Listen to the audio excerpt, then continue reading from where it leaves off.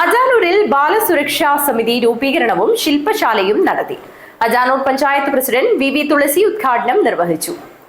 അജാനൂർ ഗ്രാമപഞ്ചായത്തിന്റെ നേതൃത്വത്തിൽ വനിതാ ശിശു വികസന വകുപ്പ്, ചൈൽഡ് വെൽഫെയർ കമ്മിറ്റി എന്നിവയുടെ സഹകരണത്തോടെ ബാലസുരക്ഷാ സമിതി രൂപീകരണവും കുട്ടികളും നിയമങ്ങളും എന്ന വിഷയത്തിൽ ശില്പശാലയും സംഘടിപ്പിച്ചു.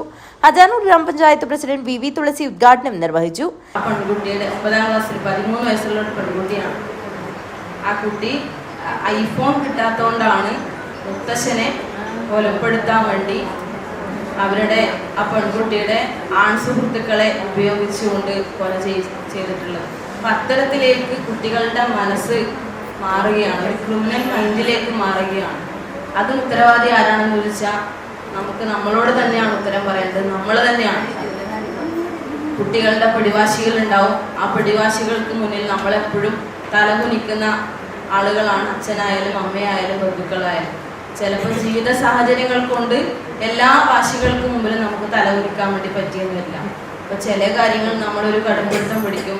ആ പിടിക്കുമ്പോഴാണ് കുട്ടികൾ അവരുടെ ദുർവാശികൾ കാണിക്കുന്നതും ഇത്തരത്തിലേക്കുള്ള ക്രൂരകൃത്യങ്ങളിലേക്ക് അവരെ നയിക്കുന്നതും. കുട്ടിക്കറിയില്ല എന്താണ് സംഭവം, ഇതിൻ്റെ ഭവിഷ്യത്ത് എന്താണെന്ന് പോലും അവരറിയാതെയാണ് ഇതൊക്കെ ചെയ്തുകൊണ്ടുപോകുന്നത്. അപ്പോൾ കുട്ടികളിൽ ആദ്യം തുടങ്ങേണ്ടത് ഏറ്റവും നന്നേ ചെറുപ്പത്തിൽ സ്കൂളുകളിൽ ചേർക്കുന്ന പ്രായം മുതൽ തന്നെ എന്താണ് ഇതിൻ്റെ സംരക്ഷണം, അല്ലെങ്കിൽ കുട്ടികളുടെ സംരക്ഷണം, ഇതിൻ്റെ മറ്റു വശങ്ങൾ എന്തൊക്കെയാണ് എന്നുള്ള രീതിയിലേക്ക് കുട്ടികളെ പഠിപ്പിക്കാൻ നമുക്ക് സാധിക്കണം. പഞ്ചായത്ത് വൈസ് പ്രസിഡന്റ് മൂലക്കണ്ടം പ്രഭാകരൻ അധ്യക്ഷത വഹിച്ചു.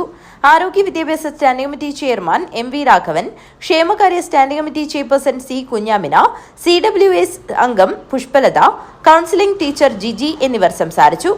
കുട്ടികളും നിയമങ്ങളും എന്ന വിഷയത്തിൽ അഡ്വക്കേറ്റ് രേണുകാദേവി തങ്കച്ചി ക്ലാസ് കൈകാര്യം ചെയ്തു. ഈ പോക്സോ കേസിൽ ഉൾപ്പെട്ടിരുന്നത് എന്നത് നമുക്ക് ഈ കണക്കുകൾ വ്യക്തമാക്കുന്നുണ്ട്. അതുകൊണ്ട് തന്നെ നമ്മുടെ CWC ഒരു ഇതെടുത്തു. എല്ലാ പഞ്ചായത്ത് തലത്തിലും ഒരു അവയർനെസ് ക്ലാസ് കൊണ്ട് ഉദ്ദേശിക്കുന്നത് നമ്മുടെ ഈ സമൂഹവുമായി കൂടുതൽ അടുത്ത് ഇടപഴകുന്നവർ, അതായത് അംഗൻവാടി വർക്കർമാർ, ആശാ വർക്കർമാർ, ഹരിതകർമ്മസേന, അതേപോലെ മറ്റ് താഴെത്തട്ടിലേക്ക് തുടങ്ങി പ്രവർത്തിക്കുന്നവർക്ക് ഒരു അവയർനെസ് ക്ലാസ് കൊടുത്തു കഴിഞ്ഞാൽ അവർക്ക് അവരുടെ മുന്നിൽ ആരെങ്കിലും ഒരു പരാതിയോ പരിഭവമോ ഒക്കെ പറഞ്ഞു കഴിഞ്ഞാൽ എവിടെയാണ് എത്തിപ്പെടേണ്ടത്, എന്തൊക്കെ സൗകര്യങ്ങൾ നമുക്ക് ലഭിക്കും എന്നതിനെ കുറിച്ച് നിങ്ങൾക്ക് പറഞ്ഞു കൊടുക്കാൻ വേണ്ടി കഴിയണം. ICDS സൂപ്പർവൈസർ KR രേഷ്മ സ്വാഗതവും രമാദേവി നന്ദിയും പറഞ്ഞു. News bureau, Kanhangad.